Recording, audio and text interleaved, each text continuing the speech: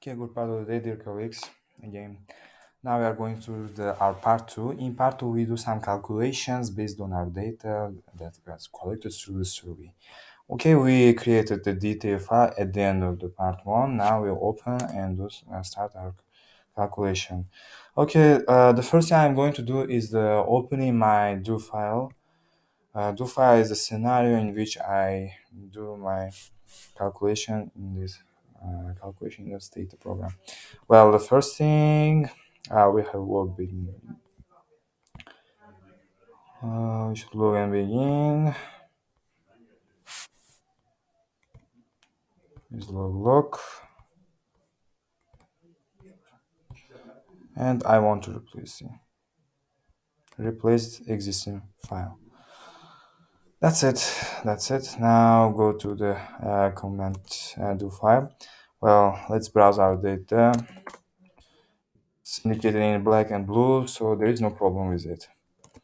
Okay, do we need to install Asdoc? Yes, if you are using the first time, you should install because the table that was generated by the data could be opened through in the Word file, and you may copy it from Word file in the to the any type of the document you want. But as long as you have installed Asdoc, you need to do it again. Well, I need this term in Outlook form. If you go to the My File Doc through it through this you go to the doc file, copy it and paste it to your own file. It can be in PPT, it can be doc, it can be Excel. It doesn't matter. But after this, you need to exit My File Doc. Every time you should exit My File Doc when you had a climb on this. Well, the structure, disclosure, and identity. Okay, about them I talked in the first part of the video. If you don't understand why minimum is 1 and maximum is 3, and directors is why minimum is 1 and maximum is 2. In the previous video, you may see what is the reason why they were indicated with 3 only, right? 3 variables. But about evaluation, I didn't talk, so that's why in this video I want to talk about evaluation. Well, evaluation says that there are the minimum point that was given by the respondent was 7, the maximum is 92, and the average point that was given by the 100 is 85. And so 85 is the average evaluation of the corporate governance role in the company of a company. Let's check it with some testers and get the graphs and tables that we are going to generate. The first thing we do is a scatter. For scatter, we need one dependent variable. First, dependent variable you should include after scatter. Then one independent variable such as structure. So what's shown? Okay, whoever assessed organization structure low evaluated the company between the range of 70 to 84. That's it. Uh, and whoever assessed organization structure medium were responsible for the evaluation points from 76 to 90. Whoever assessed high were responsible from 86 to 92. That's it. There is a relationship we see from the scatter plot, but the better way would be with some kind of lines and to better indicate what relationship they have, whether it's positive, whether it's negative. So that's why we need the comments such as two-way. For two-way, for after scatter, you need to use the independent as you used for the scatter a little bit before, and structure. Just copy the structure and evaluation variables and paste it after L fit. L stands for line. Okay, fitting value. Fitted value says that there is a positive relationship as long as there is a higher the assessment of organization structure, there is a higher the evaluation corporate governance role in the effective functioning of the management. You need to copy and paste it to your mid-term assignment Word file, so that then you will describe this graph one, and you will describe what is written there, because the person who are not using, who are not um, acquainted with the Stata program, mm, may have faced some difficulty in understanding what the essence of the Stata program is. Okay, go to the Stata back and do file. We do some graphbox command. We give the graphbox command. First, we give for evaluation. And check it. Okay, it shows that 75% respondents were between there, 83 to 89. Is 75 of them, 75, not 75 response, I mean 75% of the respondents evaluated the company's corporate governance role in the its functioning of the management from 83 to the 89. There were three outliers. However, the three respondents that evaluated corporate guns role 70, 71, and 72 were not included in this list. So 97 users between in this range, 25 users between in this and this range, upper and lower tier of the box. In the box, there were 75% of the other our main respondents. Okay, you need to copy it again and paste it in the midterm assignment doc. Go back to the do file and Grapbox X. I think that will be very useful for you, because we are using only three ordinal. If we are using for numerical data, that will be the better choice to use the Grapbox. But that's why we are not using Grapbox, as long as we have only three options: medium, high, and low. Okay, that's why we are using another more relevant command. That's a very beautiful, something beautiful is waiting for you. If you are ready, I'm going to press the enter, and you are going to see a very beautiful graph that indicates the whoever assessed the high, whether low, whether medium, whether high, how many percent of them, how 75% of them were in what range. For example, if you look at this, respondents who assessed low organizational structure, they're 75% between 74 and 80. So 75% of the people who think the organization structure is not well documented or documented in the low level, whereas they evaluated corporate governance role in the management from 73 to 80. So it means organization structure role had is one of the factors to evaluate the corporate governance role. There is a relationship between them. If there weren't a relationship between them, it wouldn't go like this. You see, it wouldn't go like this, or it wouldn't go like this. Yes. In one graph, it indicates two indicators. Yes, and there was only one outlier who assessed organization structure medium, but less than a 77 in the range where those respondents, as respondents that called also medium, were in this. Okay, the average respondents who assessed medium organization structure was 86, and for those who assessed higher, it was 90. Okay, that's it with it. Go back to state and log file, and we do the Pearson and Spearman correlation coefficients one by one, starting with P core command. Okay, for Y we use evaluation, for X we use structure, but this time I want to add other control variables. And star, the variables which are which the probability is higher than less than 0.05.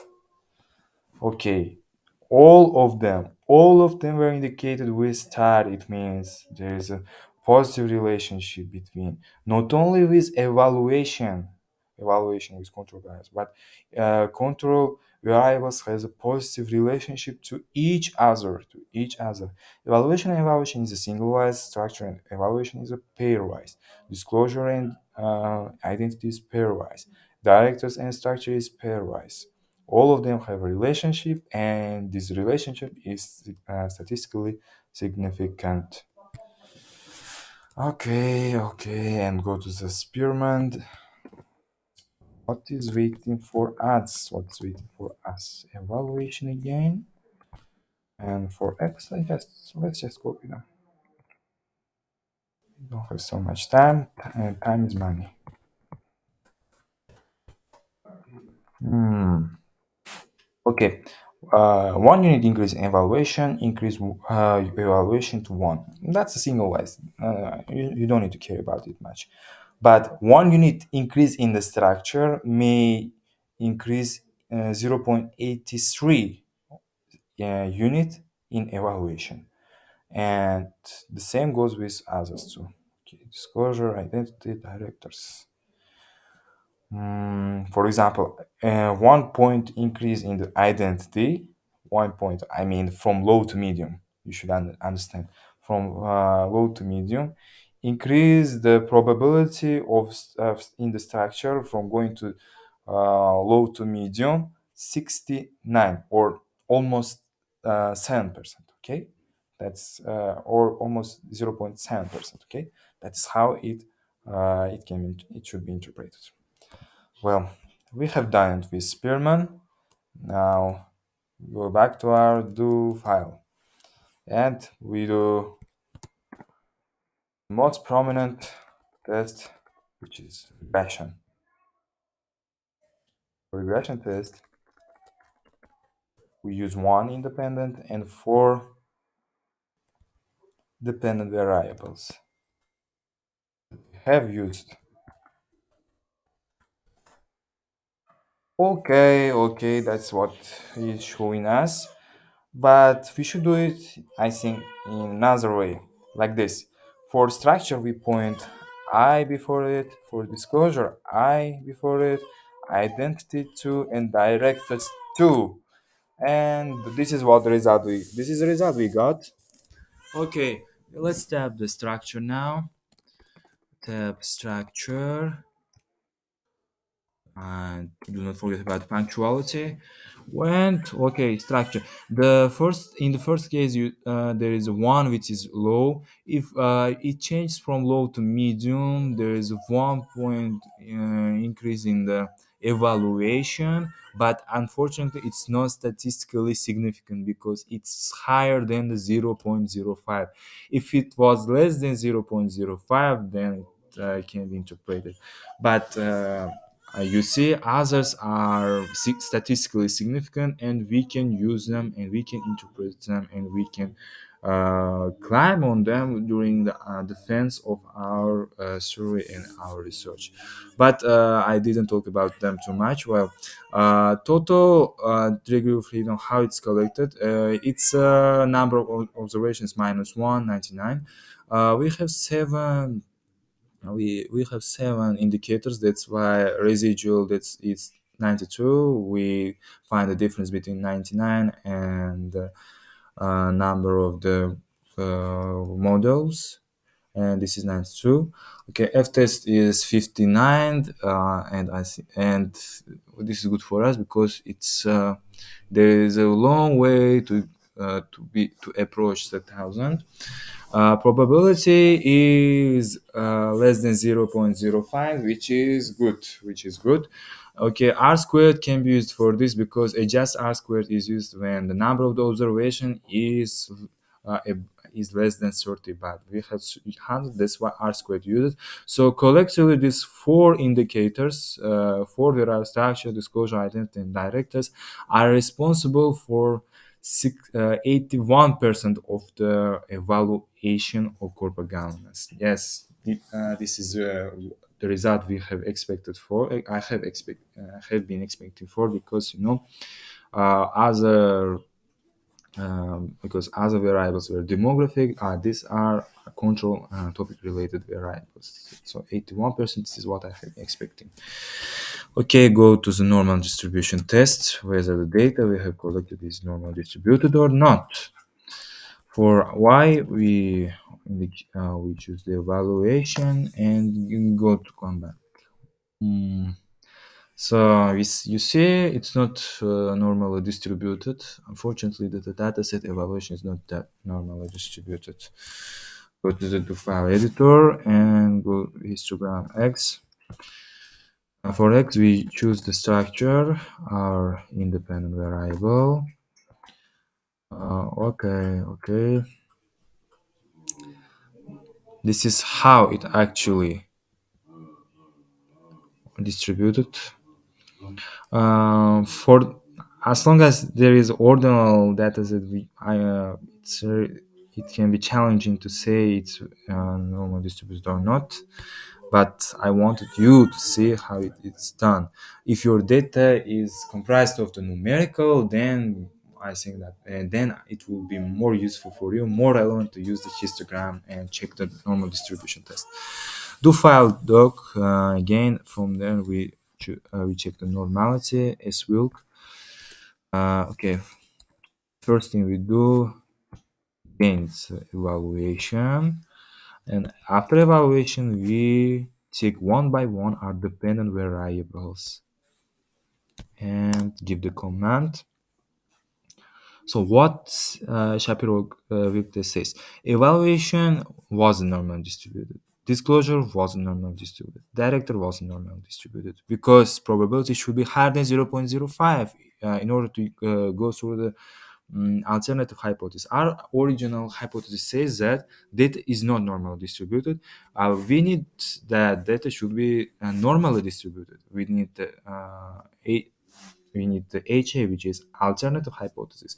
But only structure and identity can reject the original hypothesis and go to the alternative hypothesis. For SVILC, we have checked, and now we should check multicollinearity effect. Multicollinearity effect. Oh, sorry. Multicollinearity effect. Okay. For multicollinearity effect, we should have used a stat with. A stat with. Why it was changed, I don't know. But sorry for that mistake. And taking your time for this. I really apologize for this. Well, if that VIF should be less than 10, and you see all of them less than 10. That's why mean VIF also less than 10. So it means there is no multicollinearity effect. And now Gauss Magnum, my favorite command. Why it's favorite? You see this. Okay, this is actual. This is what. This is how our respondents answered our question. Evaluate. We ask them to evaluate corporate governance role in the effective function of management, and this is their answer. But this is what actually should have been based on how they evaluated the organizational structure, disclosure, corporate identity, and whether directors participate in decision making process or not. It should be the mm, their actual evaluation. Okay, the difference between them can be also indicated by predict e hat and type in residual and giving this command.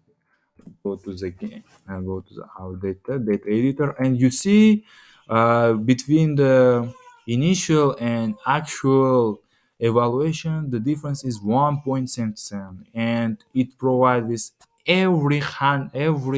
uh, every response given by our 100 respondents in the company.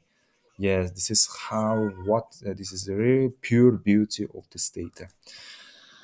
Okay, go back to do file and Go through the Shapiro-Wilk test for y hat and e hat. Oh, sorry again, sorry. We shouldn't have used the comma after y hat. The same thing again. Okay, Shapiro-Wilk test. Shapiro-Wilk test. In order to deal with Shapiro-Wilk test, our variable probability should be higher than 0.05. Unfortunately, while hat cannot deal with it, we cannot deny the first our hypothesis, but it goes vice versa with e hat. It can deny and go to the alternative hypothesis, which is 50 cent and 0.50 cent higher than 0.05. Shapiro-Wilk test goes like this. Do we need a histogram? Okay, let's do this. Do it for you, for the sake of you. Histogram y hat. This is how it shows. Okay, y hat is not normally distributed as it's shown here. It's not normally distributed. In the graphs, it's showing why it's not normally distributed. It's a graphical representation. But oh, sorry again.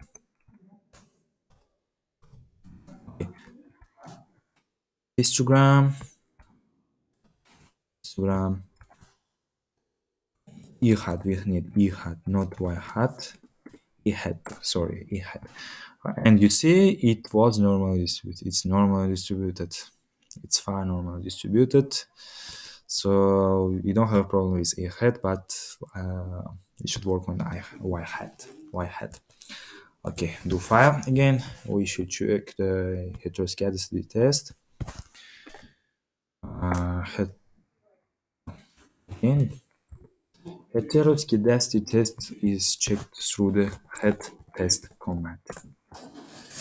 In head test command, we check for the heteroscedasticity.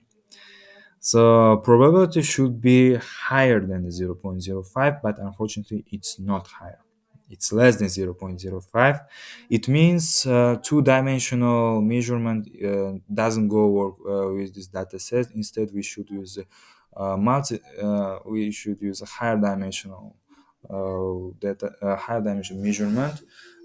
In this case, I think we get the result that we had expected for.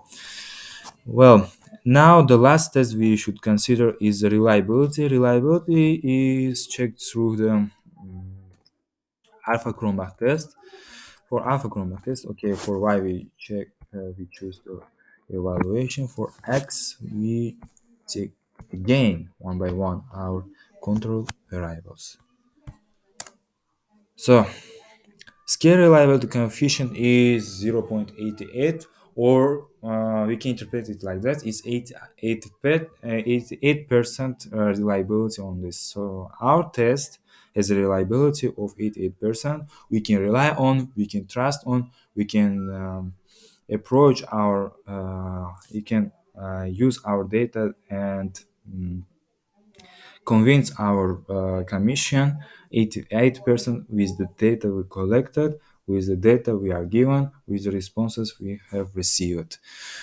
Okay, thank you very much for your time, and stay tuned up for our part 3. In part 3, you will see how Mendeley works, how we should work with Mendeley, and I think you find it interesting as well as interesting as in the part 1 and part 2 video of my midterm assignment. Bye, see you soon.